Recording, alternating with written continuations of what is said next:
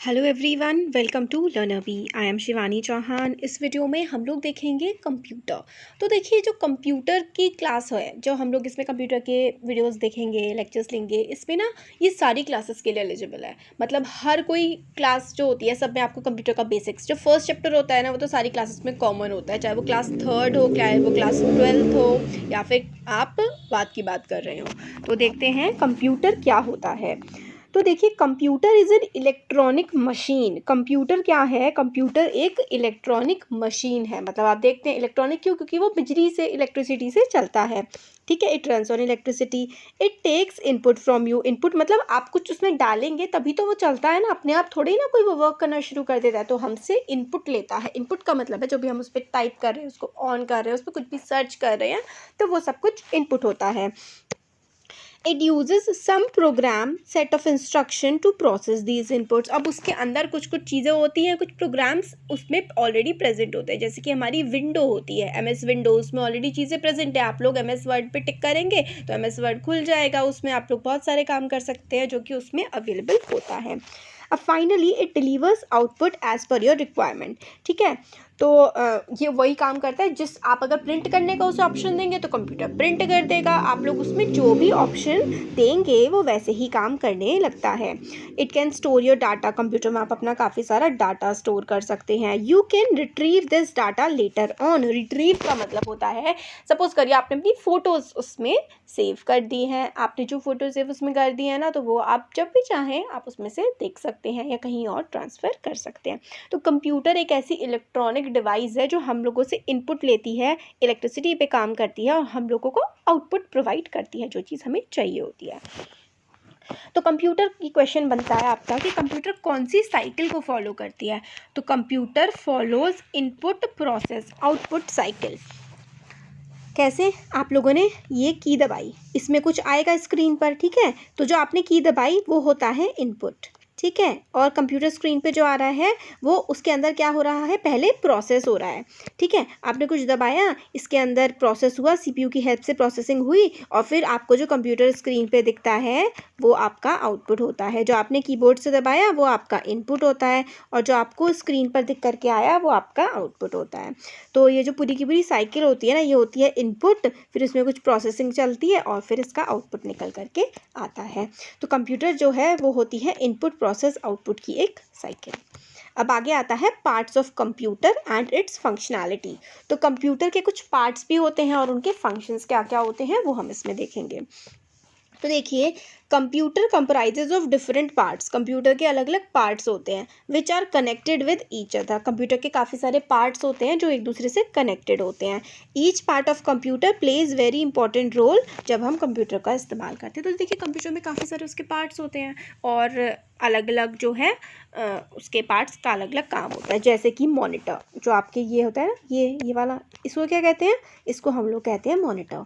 ठीक है, मॉनिटर, या फिर अब तो LCD कहने लगे हैं ना, LCD LED स्क्रीन ऐसे करके, तो ये LED होता है। इसका क्या काम होता है? इसका काम होता है it displays what ever you type और ड्रॉ ऑन कंप्यूटर। तो आप लोग जो भी टाइप कर रहे हैं, ड्रॉ कर रहे हैं, जो भी कुछ काम कर रहे हैं कंप्यूटर पे, वो आप लोगों को स्क्रीन पर, इसके मॉनिटर पर ही तो दिखता है।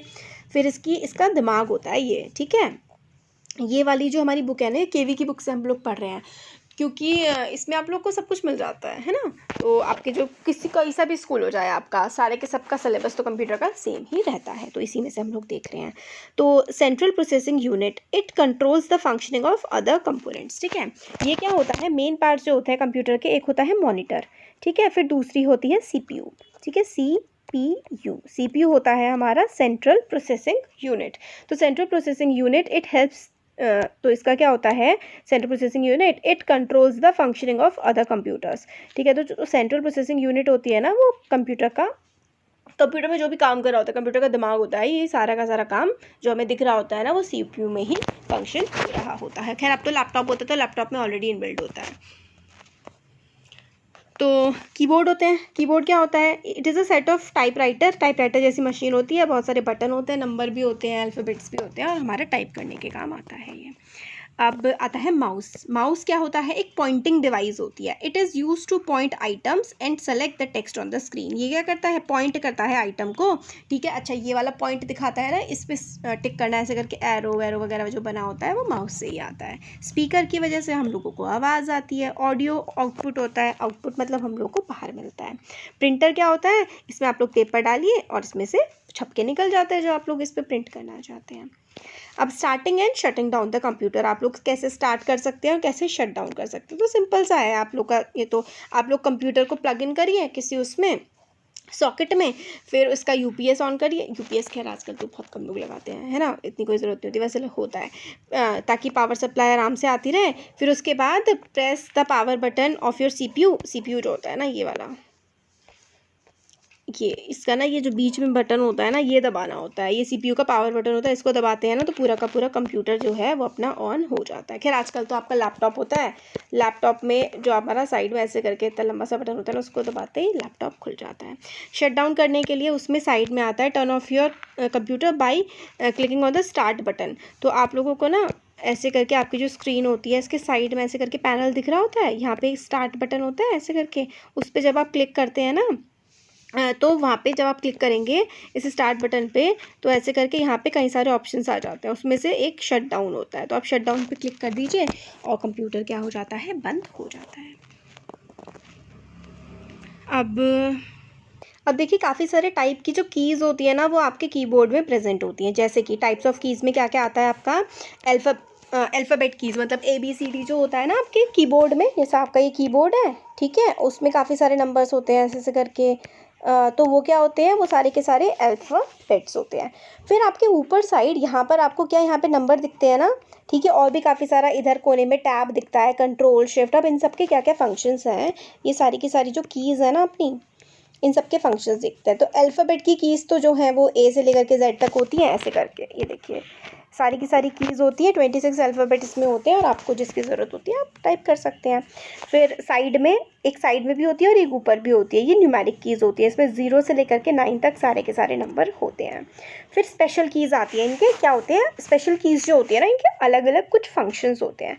जैसे कि होता है कैप्स लॉक, ठीक है। कैप्स लॉक क्या होता है? कैप्स लॉक का सिंपल सा काम होता है कि जब आप इसको कैप लॉक को दबाते हैं ना, तो आप जो भी वर्ड टाइप करेंगे, आपने कैप्स लॉक दबा दिया तो जैसे कि बिना कैप्स लॉक दबाए तो आपका पहला लेटर कैपिटल में आता है। जैसे कि सपोज करिए मेरा नाम शिवानी है, तो बिना कैप्स लॉक दबाए तो पहला मेरा जो एस है वो कैपिटल आएगा, फिर उसके बाद ऐसे करके इस तरीके से बाकी सारे जो हैं वो स्मॉल लेटर्स में आएंगे, ठीक है।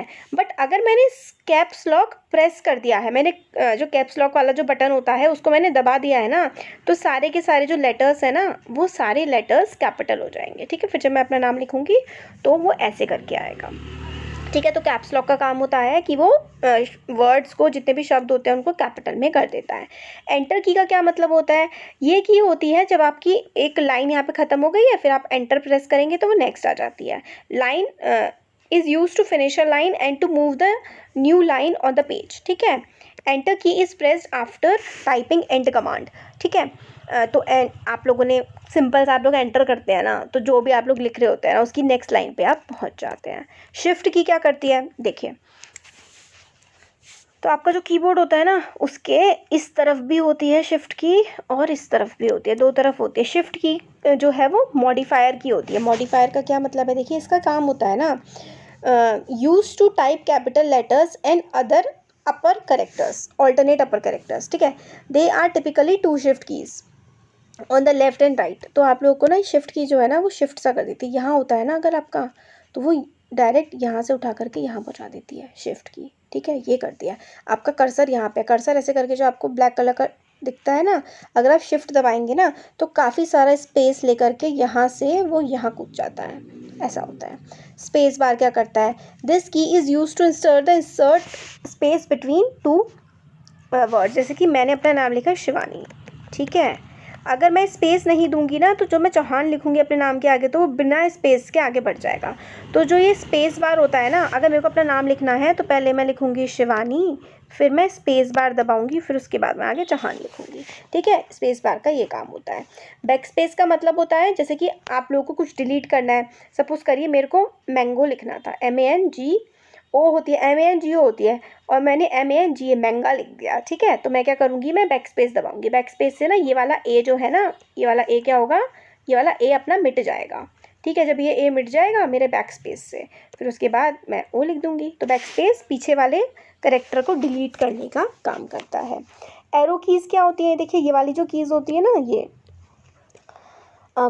ये वाली कीज़ ना एरो की होती है। ऊपर वाली आपको ऊपर ले जाती है, इधर वाली आपको इस तरफ, ये वाली आपको इस तरफ, और ये वाली आपको नीचे। कर्सर को, जो आपका कर्सर होता है, सपोज करिए टॉप पे आप बैक की दबाएंगे तो वो नीचे नीचे नीचे नीचे जाता रहेगा, आप साइड की दबाएंगे तो वो ऐसे ऐसे जाता रहेगा। तो एरो कीज़ जो है वो पोजीशन को चेंज करने के काम आती हैं।